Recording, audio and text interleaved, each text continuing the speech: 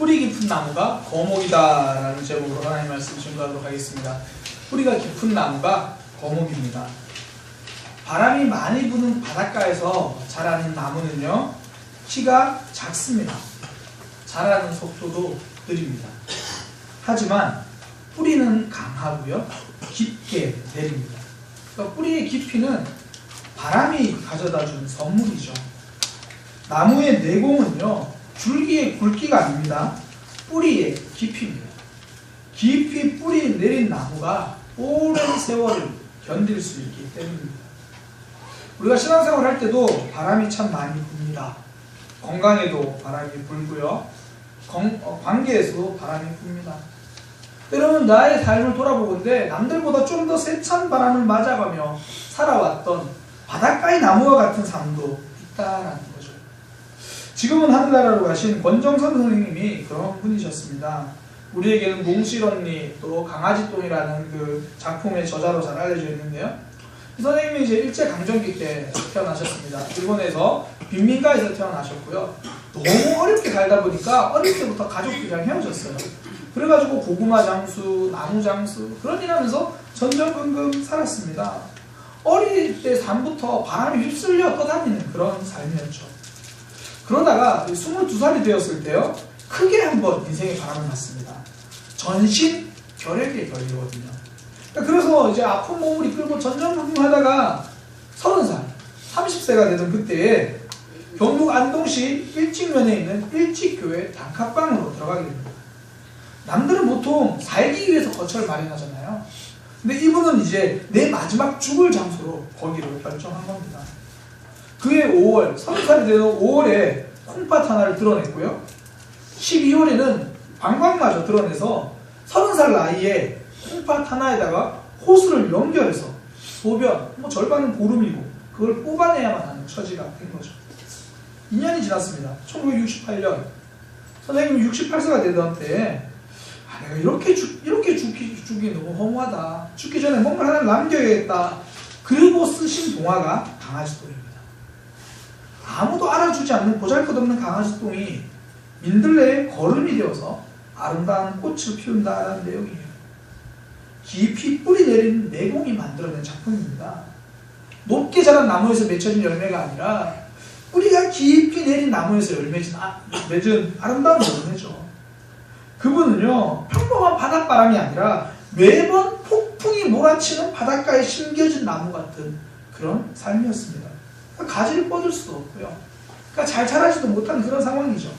그런데 그 상황이 선생님의 인생을 깊게 만들었습니다. 뿌리가 아래로 깊게 내린 거죠. 지금도 우리 중에 바람을 맞으면서 살아가는 분들이 있을 거예요. 인생에 바람이 불어가지고 마음을 펴지 못하고 꽁꽁 뭉치는 채 살아가는 분들 있을 겁니다. 그러니까 높게 뻗은 가지 같은 나무가 되고 싶은데 점점 초라한 시간을 보내고 있는 그런 분들 있을 거예요. 근데 기억하십시오. 그 시간이 초라해지는 시간이 아닙니다. 뿌리가 깊어지는 시간입니다. 신앙의 내공이 쌓이는 시간입니다. 하나님은 우리를 초라한 삶으로 내버려 두시는 분이 아닙니다. 단지 믿음의 거목이 되기를 그 과정을 기다려 주시는 것뿐입니다. 줄기가 높이 뻗은 나무가 거목이 아니라 뿌리가 깊게 내린 나무가 거목입니다. 그 깊은 뿌리가 세월을 견디는 거죠. 신앙의 뿌리도 깊게 잘 내린 성도가요, 바람이 불어와도 믿음이 넘어지지 않는 겁니다. 오늘 본문 베드로 전서는요, 고난받는 성도들에게 베드로가 써서 보낸 편지예요. 그러니까 고난의 바람이 세차게 몰아치고 있는 성도들에게 베드로가 편지를 보낸 거예요. 이 편지를 통해서 힘들고 어렵고 고난을 받는 우리의 삶 가운데 그러면 우리는 어떻게 뿌리를 내려야 되나, 그걸 좀 살펴보려고 합니다. 우리 삶에도 바람 불잖아요. 어려움 찾아오고 그때도 뿌리만 잘 내리면 되거든요. 오늘 본문에서 우리에게 어디에 뿌리를 내려야 되나, 그 두 가지를 알려줘요. 그게 두 방향으로 뿌리를 내리면 됩니다. 첫 번째는요, 하나님을 향해서 뿌리를 잘 내리면 되고요, 또 다른 하나는 공동체를 향해서 뿌리를 잘 내리면 됩니다. 하나님은 우리 성도가 하나님에게 뿌리를 잘 내리고 믿음의 공동체에 뿌리를 잘 내리기 위해서, 그래서 믿음의 거목이 되는 나무가 되기를 원하시는 겁니다. 베드로가 이 편지를 썼을 당시에는요, 로마 황제가 기독교를 핍박하던 시기예요. 베드로가 편지를 쓰죠. 본도, 갈라디아, 갑바도키아, 아시아 뭐 등등 여러 곳에 편지를 씁니다. 그곳에서 성도들이 힘들어한다는 이야기를 들은 거예요. 믿음 때문에 고난받고 박해받고 그런 눈물을 흘린다는 이야기를 들었어요. 그때 베드로가 선택한 게 뭐냐면 하나님의 말씀을 편지에 써서 주는 겁니다. 이 당시 종이가 없던 시절이거든요. 양피지에다가 썼죠. 굉장히 비쌉니다. 그 양피지를 구할 돈으로 다른 것도 해줄 수 있었을 거예요. 어차피 편지를 사람이 직접 가서 전해줘야 되니까 그 돈을 그냥 전해줄 수도 있었습니다. 그러나 베드로가 선택한 것은 돈이 아니라 말씀입니다. 가장 필요한 것을 선물했다는 겁니다. 베드로는 본도, 갈라디아, 갑바도키아 오늘 5군데 나오는데요. 아마 이 5군데 편지를 보내기로 작정을 하고 비싼 돈을 들여가지고 양피지를 샀을 겁니다. 5군데 보내야 되니까 5조각으로 잘랐겠죠. 모르긴 몰라도 잘라놓고 보니까 너무 작았다라는 생각이 들 거예요. 돈을 아껴서 사야 되니까. 그래서 그곳에다가 더 작은 글씨로 편지를 쓰기 시작하는 거예요. 본도에 있는 성도들에게 편지를 씁니다. 하다가 마무리됐어요. 두루마리를 이렇게 모아놓고 또 두 번째 양피지를 작은 양피지를 펼쳐요. 다시 처음부터 꼼꼼하게 한자 한자 써내려가는 거예요. 이 똑같은 편지를요 5번이나 쓴다는 거 말처럼 쉽지 않습니다. 그런데 이 편지를 받고 있는 성도들의 상황은 더 쉽지 않았습니다. 예수님을 믿는다는 이유로 매를 맞고요. 신앙생활을 열심히 한다는 이유로 고난을 받았습니다. 이 편지 한 장이 고난받고 있는 성도들에게 무슨 도움이 되겠습니까? 한 장의 편지가 도움이 되는 게 아니라 그 속에 있는 말씀이 도움이 되는 겁니다. 성도는 고난의 때에 하나님을 붙드는 거죠. 하나님께 뿌리를 내리는 겁니다. 그 힘으로 이겨내는 거예요. 그러니까 베드로도 이 사실을 알고 있었죠. 그래서 로마의 박해를 피해서 숨어 다니고 도망다니던 그들에게 돈을 보낸 게 아니라 먹을 것을 보낸 게 아니라 하나님의 말씀을 기록해서 보낸 거예요. 아니 하나님을 기록해서 보낸 겁니다. 어쩌면 하루하루 생명의 위협을 받고 있었을 거고요. 내 소중한 사람을 잃어버리는 그런 아픔이 있었을 거예요. 그때 굳게 서는 방법은 하나님을 붙잡는 거예요. 하나님께 마음의 뿌리를 깊이 내리는 거. 그래서 바울이 편지를 보낸 거죠. 당시에 교회들은 이렇게 사도들이 편지를 오잖아요. 그러면 그 편지를 서로 이제 돌려가면서 읽고 또 예배 때 설교 대신 그 편지를 이제 반복해서 읽어요. 쭉 편지를 읽어주거든요. 그래서 베드로전서 1장 1절부터 끝까지가 한 설교 내용이라고 생각하시면 돼요. 쭉 읽었습니다. 계속 반복해서 읽고 또 읽고 반복했죠. 반복이 깊이를 만들거든요. 무엇이든 많이 반복해야 깊이가 됩니다. 그러니까 고수가 된다는 말은요, 반복한다는 말입니다. 이 세대가 살림이 서투잖아요. 근데 세대기 헌대기 되기 시작하면 그때부터 살림의 고수가 됩니다. 된장찌개 굉장히 잘 끓이고요. 빨간 김치 잘 담냅니다. 반복이 만들어낸 경지죠. 우리 어르신들 중에서 요즘 스마트폰 쓰시는 분들 많은데 처음 스마트폰 쓰실 때 전화 받으려다가 끊으신 적 많죠. 이 전화를 받아야 되는데 잘못해서 끊어요. 그런데 그 스마트폰도 계속 만지작 하시다 보니까 요즘 어른들 중에서도 카톡 잘 보내시고요. 문자 잘 보내시는 분 굉장히 많습니다. 반복이 만들어내는 힘이죠. 사람 사이도요. 반복을 통해 깊어집니다. 첫인상으로 관계는 시작되지만 대부분 여러 번 만나면서 깊어져요. 그러니까 부부 간에 느끼잖아요. 하나에서 10가지 어떻게 맞는 부부, 맞는 게 없어. 뭐 그게 굉장히 유명하죠. 당신은 내 인생의 로또야. 어떻게 맞는 게 하나도 없어. 부부가 그래요. 그런데 그런 부부도요. 10년 동안 한 밥상에서 먹고 지냈더니 눈빛만 보고도 분위기 파악을 합니다. 아, 알아서 조심해야겠다. 뭐 그런 생각을 하는 거죠. 서로 알아갑니다. 반복이 깊이를 만들어내는 거죠. 그러니까 안 맞는다 하면서 벌써 다 맞은 거예요. 신앙생활도요. 우리가 하기로 하면 일단 교회부터 꾸준히 나오잖아요. 주일에 예배 나오고 또 매주 와서 말씀 듣고 이 반복의 과정을 통해 우리의 신앙이 하나님께 뿌리를 내리는 겁니다. 신앙생활 그렇게 하는 거예요. 대부분 이 뭔가 잘 익숙하지 않은 사람들의 특징은 반복을 두려워하는 거예요. 장롱면허가 대표적이잖아요. 운전면허 땄어요. 그런데 이게 계속 운전을 해야 되는데 자신이 없는 거예요. 그러니까 운전을 안 해요. 자꾸 운전을 그냥 장롱에 넣어놓고 그러다 보니까 도로에 못 나가죠. 운전하기 무서워집니다. 반복을 포기하니까요. 실력이 사라지는 거죠. 운동선수들 마찬가지예요. 탁월함은 이 재능에서 나오는 게 아니라 반복에서 나옵니다. 시합할 때 보면 굉장히 많은 변수 있잖아요.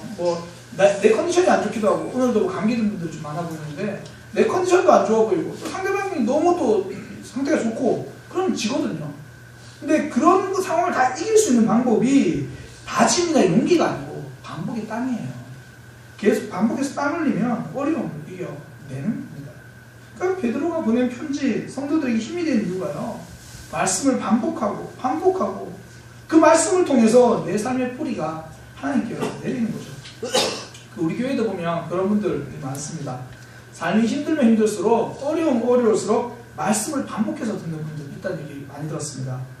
제가 알기로도 주일 말씀을요, 주일에 듣고 유튜브로 한 번 더 들으시는 분들이 꽤 많더라고요. 어떤 분은 새벽 기도 말씀도 여러 번 듣는데요. 그 얘기를 들었는데, 제가 그분의 삶을 보니까요, 비바람을 이겨내더라고요. 그러니까 몇 개월간 경제적 어려움이 찾아오고, 건강검진 했는데 정밀 검사하자 그러고, 굉장히 힘들거든요. 그런데 말씀을 계속 반복해서 듣다 보니까 그 과정을 묵묵히 견디더라는 거죠. 원망하면서 버티는 게 아니라 그 속에서 하나님 해주신 일을 붙들고 거기서도 감사를 하더라는 거죠. 말씀을 반복하니까 하나님께 뿌리 내리는 신앙이 되는 겁니다. 그래서 하나님은 우리에게 이 반복할 수 있는 통로를 굉장히 다양하게 열어주십니다. 그 사자성어 중에 이 교토삼굴이라는 말이 있잖아요. 이 교활한 토끼는 굴을 3개 판다. 그러니까 잘 도망가기 위해서 이 굴도 파고 저 굴도 파고. 저는 이 말을 이렇게 바꾸고 싶어요. 지혜로운 성도는요, 통로를 3개 뚫어놓는다. 하나님과 깊이 뿌리 내리기 위해서 하나님과 연결된 통로를 최소 3개 이상 뚫어놓는다. 어떤 분은 금요기도회, 어떤 분은 오후 예배, 그런 거죠. 금요기도를 통해서 은혜를 많이 받는 분도 있습니다. 금요기도회는 이 주일 오전 예배보다 예배들이 조금 다르잖아요. 주로 이제 찬양을 하고 설교가 마치고 나면 마음껏 기도할 수 있도록 그렇게 해줍니다. 크게, 저도 앞에서 크게 기도하고 또 불도 끄고 음악도 틀어줘요.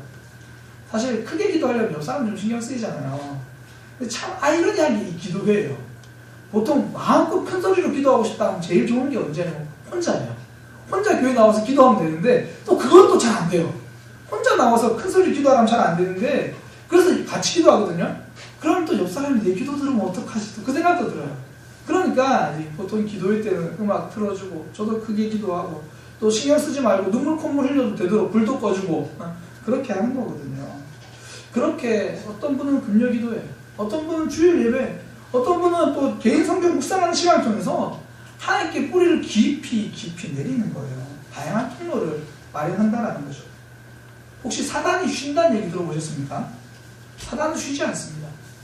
하나님도 졸지도 주무시지도 않지만 사단도요, 눈이 빨개가지고 성도들을 무너뜨리기 위해서 노력합니다. 베드로전서 당시에 성도들이 사단의 공격에 노출되어 있잖아요. 신앙의 어려움, 아픔 있잖아요. 그 자기들끼리 견디고 이겨내려고 하는 그 관도 들고 있는데 또 베드로가 편지 보내주는 거예요. 또 다른 관이 생기는 거죠. 하나님을 만날 수 있는 다양한 관을 확보하는 겁니다. 그러니 신앙의 뿌리가 내리죠. 예수님도 보면 참 다양하게 찾아오세요. 어떤 분한테는 병을 먼저 고쳐주세요. 또 어떨 때는요, 한나절 설교만 하세요. 저는 설교를 보통 25분, 한 30분 안쪽으로 하거든요. 한나절 설교 들어보세요. 예수님 한나절 동안 설교하셨거든요. 그리고 말씀만 전하시고, 어떨 때는요, 성전에 가가지고 막 상을 둘러엎으세요. 잘못된 예배 모습을 보면서 이게 무슨 예배냐, 이러면 안 된다. 그러면서 그 성전 안에 장사하는 사람들 상을 다 둘러엎고 그래요. 각 사람의 상황에 맞게 예수님은 찾아오셨습니다. 그래서 보통 하나님께 깊이 뿌리 내리는 사람들이, 그런 신앙의 고수들이 고백하는 말이, 공통적으로 고백하는 말이 있어요. 제가 신앙생활 처음 할 때는 몰랐는데 지금 이렇게 돌이켜보니까 제가 여기까지 오기까지 하나님이 여러 모양으로 저를 찾아오셨습니다. 이런 고백을 해요. 그러니까 어떤 분은 그렇게 말하더라고요. 제가 교회 오기 전에 전셋집에 살고 있었는데 집주인이 교회 집사님이었대요. 그래서 그냥 시마다 때마다 되면 지나가는 말로, 아우 애기 엄마 힘들면 교회 가자, 힘들면 교회 가자. 그때는 그냥 사는 게 바빠서 대수롭지 않게 흘려 넘어갔는데, 나중에 신앙을 가지고 보니까 그때 그 들었던 이야기가 있기 때문에 힘들 때 교회로 왔대요. 그러니까 그런 과정들이 있는 거죠. 또 어떤 분들은 주변에 나를 도와주는 사람들이 참 많은데 믿고 나서 세상 확인해 보니까 대부분 믿는 사람들이었대요. 그러니까 하나님은 우리가 셀 수 없을 만큼 여러 가지 관과 통로로 우리를 찾아오세요. 여러 장소에서 우리를 기다리고 계세요. 우리가 하나님께로 다가왔다고 생각해요. 나아왔다 생각하는데 하나님 우리에게 다가오신 거예요. 여러 장소와 여러 상황을 통해서 다양한 방식으로 다가오고 계신 거죠. 우리가 하나님께 깊이 뿌리 내릴 수 있도록. 그래야 고난에 넘어지지 않으니까. 베드로는요, 고난받는 성도들에게 말씀을 보냈어요. 고난의 바람을 이겨내는 힘, 하나님께 뿌리 내리는 거거든요. 그래서 말씀을 준 겁니다. 두 번째는요, 공동체의 뿌리를 잘 내려야 고난의 바람을 이겨낸다는 거예요. 본도, 갈라디아, 갑바도키아, 아시아 편지를 보냈잖아요. 각자 떨어져서 신앙생활하는 사람들에게 어느 날 베드로가 보낸 사람이 도착한 거예요. 어떻게 왔어요? 베드로 사도님 이거 전해주시래요. 그리고 편지를 줬어요. 이게 위로예요. 이 편지 안 뜯어봐도 돼요. 편지 봤는데 열어보기 전에 이미 감동이잖아요. 내 마음 알아주는구나. 내 아픔 알아주는구나. 우리가 지금 이렇게 목숨 걸고 신앙생활 하는 거 하나님이 알아주시는구나. 두루마리기를 열어보기 전에 이미 감동받는 거예요. 교회는요, 사람 때문에 다니는 것이 아닙니다. 그러나 사람을 통해서 성장하고요. 그러나 사람을 통해서 위로를 경험하게 된다는 거죠. 우리가 사람에게 위로받으려고 해서는 안 됩니다. 그러나 하나님은 사람을 통해서 위로를 주실 때가 많습니다. 그래서 공동체의 뿌리를 잘 내려야 고난과 아픔을 이겨낼 수 있다는 거죠. 그래서 구역 모임하면 주로 기도 제목 이야기하잖아요. 사실 기도 제목 이야기한다는 거 어렵거든요. 내 부족합니까? 내 연약합니까? 나의 감추고 싶은 부분들이 대부분 기도 제목일 때가 많아요. 그래서 좋은 공동체일수록 서로 간에 꺼내기 힘든 이야기들을 해요. 꺼내기 힘든 기도 제목들 이야기하죠. 나의 부족함을 이야기해요. 얼마 전에도 한 후배 사역자가 기도 제목을 이야기를 하더라고요. 가정에 찾아온 어려운 이야기를 기도 제목으로 전해줬어요. 그런 이야기 한다는 게 쉽지 않거든요. 그런 게 이게 사랑의 관계구나, 신뢰의 관계구나 아는 거죠. 사실 기도해 주는 거예요. 교회 다닌다고 다 기도해 줄 수 있는 거 아니에요. 어렵습니다. 왜냐하면 기도는 시간 내기거든요. 그 시간을 따로 내야 기도할 수 있습니다. 저는 목회자니까 그나마 쉬워요. 새벽 기도 때 그냥 기도하니까 그때 성도들을 위해서 쭉 기도하면 돼요. 그런데 성도들 간에 서로 기도해 주려면요, 시간 따로 내야 되거든요. 제가 위해서 기도해 줄게요. 그러면 그 기도해 주는 시간부터 빼야 돼요. 저도 그 후배 사역자 기도 제목을 듣고 나서요, 함께 기도해 주겠다고 말하면서 제일 먼저 할 게 뭐냐면 스마트폰 켰어요. 그 자리에서 알람 맞췄어요. 몇 시에 기도해 주겠다 알람 딱 맞췄어요. 하나님 우리에게 스마트폰 주신 이유를 이제 아시겠죠? 페이스북하고 인스타라고 주신 게 아니라 그걸로 내가 누굴 위해서 기도해 주겠다 알람 맞춰 놓는 거예요. 아마 우리 집사님들 대부분 확인하면 알람 쫙 적혀 있을 거예요. 오후 5시에는 태인이를 위해서, 몇 시에는 고3들을 위해서 아마 쫙 적혀 있겠죠. 기도 제목 부탁 많이 들으니까. 기도는요, 시간 내기예요. 기도 제목 듣는 순간부터 시간부터 확보해야 돼요. 나를 위해서 누군가 시간을 확보해주는 그런 사람들이 있다? 내가 그런 공동체에 소속해 있다? 힘이 될 수밖에 없죠. 든든한 거예요. 구약 성경에 보면 에스더가 나오잖아요. 에스더는 자신을 위해서 3일 동안 금식으로 기도해달라고 사람들이 부탁합니다. 그런 사람이 있었던 거예요. 에스더는 어릴 때 나라가 지금 멸망당하고 포로로 끌려갔다가 그곳에서 왕후가 됩니다. 왕후가 됐는데 한날은 그런 얘기를 듣는 거예요. 자기 백성들이 다 죽을 위기에 처했다. 그러니까 이제 에스더 네가 왕에게 잘 좀 이야기해달라. 잘 이야기해달라. 그러니까 에스더도 자신이 없는 거예요. 왜냐면 이 당시에는 왕이 부르지 않았는데 나가면요, 그거는 왕이 특별히 말이 없으면 죽는 거예요. 나갔을 때 왕이 괜찮다 말해주면 괜찮은 건데, 그러니까 왕이 부르지 않았는데 나간다. 목숨 거는 일이거든요. 그때 에스더가 이렇게 말합니다. 저를 위해서 3일 동안 금식으로 기도해 주십시오. 그럼 저는 왕 앞에 나가겠습니다. 혹시나 왕이 저를 인정해 주지 않으면, 죽인다면 죽겠습니다. 이 용기가 어디서 나왔습니까? 공동체의 기도, 공동체의 힘을 붙든 거거든요. 기도해주는 사람 때문에 가질 수 있는 용기죠. 공동체에 깊이 연결된 사람만이 가질 수 있는 힘입니다. 베드로도 오늘 편지 첫 마디가 그거잖아요. 은혜와 평강이 너에게 있을지어다, 많을지어다. 이게 축복도 되지만 그걸 위해서 내가 시간 내서 기도하고 있다는 말이죠. 핍박받고 힘들어하고 있는 이들을 위해서 시간 내서 기도해 주겠대요. 그런 공동체에 뿌리 내리는 거죠. 아마 신앙생활 하시다 보면, 교회생활 하시다 보면 이 손 모양 한 번쯤 보셨을 거예요. 기도하는 손. 이 손을 그린 듀러라는 화가가요, 이 손을 그리고 이렇게 말합니다. 타인을 위해 기도하는 손이 가장 깨끗한 손이요, 가장 위대한 손이다. 타인을 위해 기도하는 자리가 가장 큰 자리요, 가장 높은 자리다. 그러니까 사실 함께 만나자는 약속을 그다음 지킬 수 있거든요. 근데 당신을 위해서 제가 혼자 있는 시간에 별도로 시간을 빼서 기도하겠습니다. 굉장히 어려워요. 그런데 나를 위해서 별도로 시간을 떼주는 사람이 있다는 거, 나를 그 시간 나를 생각해 주는 사람이 있다는 거, 나를 위해 눈물 흘리며 기도해 주는 사람이 있다는 거, 저는 그 사람이 우리 인생에 10명만 있어도요, 그 인생은 성공한 인생이라고 생각합니다. 그게 바로 공동체를 만난 사람의 힘이죠. 신앙이 견고해질 수밖에 없습니다. 근데 사단이 이렇게 말해요. 아우, 교회 가서 하나님 말씀만 들으면 되지, 굳이 모임한다고 해서 사람들 이야기 들을 필요가 있어. 사단이 이렇게 말한 이유가 있어요. 혼자 떼어놓아야지 사단이 넘어뜨리기 쉽기 때문입니다. 초원에 보면 맹수들이 사냥할 때 가장 쉽게 쓰는 방법이 뭐냐면 무리에서 떼어놓는 거예요. 가끔씩 보면 사자가 물소 사냥하는 거 본 적이 있는데, 사자라도요, 물소는 쉽지 않더라고요. 물소 한 마리를 잡으려고 사자 떼가 달려들어요. 그런데 그냥 달려드는 게 아니라 계속 따라다녀요. 무리에서 한 마리가 이탈할 때까지. 그게 안 되면 무리에서 이탈하도록 어떻게든 떨어뜨려요. 그렇게 떨어지면 잡아먹힙니다. 믿음의 무리에 있어야 안전해진다는 거죠. 그곳이 있으면 말씀이 리필돼요. 사람들은 몸과 마음이 힘들어지면요, 자기도 모르게 생각이 약해지거든요. 좋은 이야기, 힘이 되는 이야기 들어도 잘 안 들려요.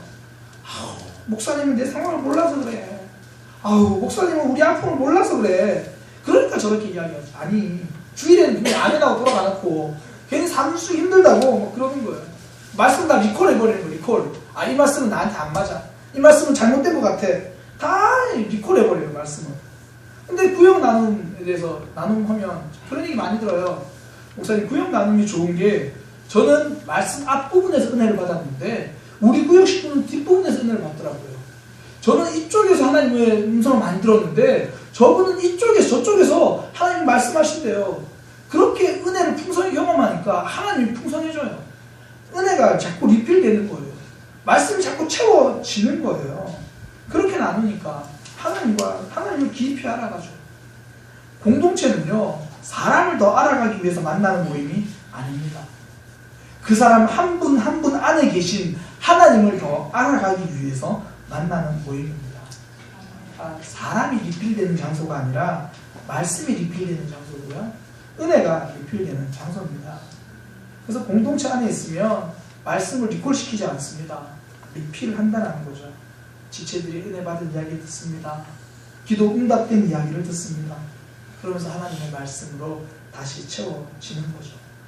사실 고난 때문에 다 방전되잖아요. 지치고 힘들고, 그때 이 공동체를 통해 말씀이 리필되기 시작하는 거죠. 이 공동체에 뿌리를 내리며 우리가 신앙을 견고하게 살아간다는 겁니다.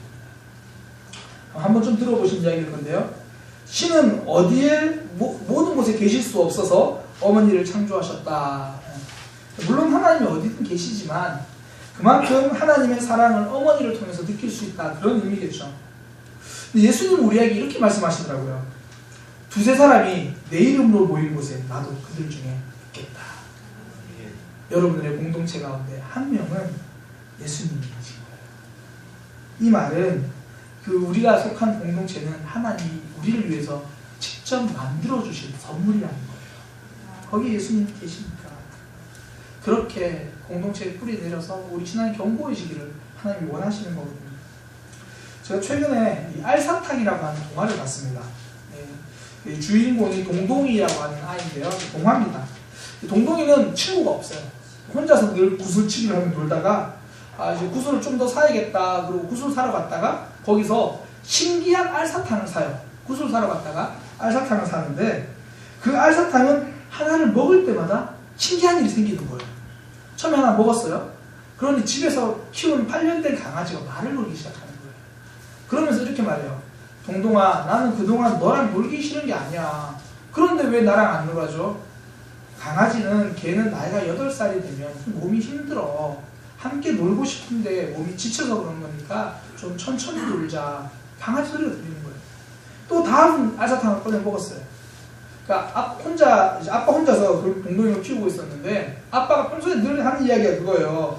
씻어라, 밥 먹어라, 뭐 숙제 했니, 가방 챙겨라, 아침에 일찍 일어나야지, 집에 오면 손 씻어야지, 계속 그런 이야기를 해요. 그런데 동동이가 그 사탕을 먹으니까요, 갑자기 아빠의 등에서 소리가 들리는 거예요. 사랑한다, 사랑한다, 사랑한다. 그 수많은 잔소리 속에 있었던 아빠의 사랑한다는 소리가 들리는 거예요. 그렇게 알사탕 하나하나 먹을 때마다 사람들의 소리가 들려요. 근데 제일 마지막에 투명한 알사탕 하나 먹었는데요, 소리가 안 들리는 거예요. 그때 동이가 이렇게 말합니다. 안 들리네? 그럼 내가 먼저 말하지 뭐. 나랑 같이 놀래? 그렇게 말하고 옆에 있던 친구가 놀기 시작합니다. 처음에는 혼자 구슬치기를 하던 동동이의 사실 부인이요, 제 끝에는 둘이서 친구랑 놀고 있는 모습으로 바뀝니다. 하나님 우리 공동체를 허락하셨습니다. 저는 우리 공동체에 들어가기 전에 이 알사탕을 입에 하나씩 먹고 들어갔으면 좋겠어요. 다른 사람들의 마음을, 이야기를 들어주는 알사탕, 그리고 내 부족함을 먼저 고백할 수 있는 알사탕, 그거 하나 먹고 공동체로 들어가는 거예요. 그러면 깊이 신앙의 뿌리가 내려지는 겁니다. 공동체를 통해서 새로운 힘을 경험하는 거죠. 우리 인생은요, 언제나 바람 가운데 있습니다. 그래서 힘들고 어렵고요, 위축되고 자신 없고, 그때 우리는 내가 위축되는 시간이라고 생각했는데 하나님 우리에게 뿌리 내리는 시간이라고 말씀해 주십니다. 그때 성도는 하나님께 뿌리를 내리는 거예요. 그때 성도는 공동체에 뿌리를 내리는 겁니다. 그래서 믿음의 거목으로 자라나는 겁니다. 저는 우리 모두가 뿌리가 깊은 믿음의 거목이 되시기를 소망합니다. 오늘 말씀을 생각하면서 우리 함께 기도하기 원합니다. 하나님, 제가 하나님께 더 깊이 뿌리 내리고 싶습니다. 말씀을 주일에 한 번 듣고 마는 것이 아니라 메모했던 것을 다시 보고, 아니면 다시 말씀을 듣고 또 듣고 성경을 읽고 기도하고 하나님과 다양한 통로로 하나님께 뿌리 내릴 수 있는 신앙이 되게 하여 주옵소서. 그동안 주일만 하나님과 관계하셨던 것은 아닌지 돌아봅니다. 주일만 말씀 속에 거하고 있었던 것은 아닌지 돌아봅니다. 그래서 신앙이 자라지 못했던 것 같습니다. 하나님, 반복하는 신앙 되게 하여 주옵소서. 다양한 통로를 확보할 수 있는 그런 시간 되게 하여 주옵소서. 묵상하시면서 난 어떻게 말씀을 반복할 건지, 난 어떻게 통로를 확정할 건지, 그것을 좀 결단했으면 좋겠어요. 내 상황에 맞게, 내 형편에 맞게. 하나님께 뿌리 내리기 위해서 이런 시간들, 저런 시간들을 가지겠습니다.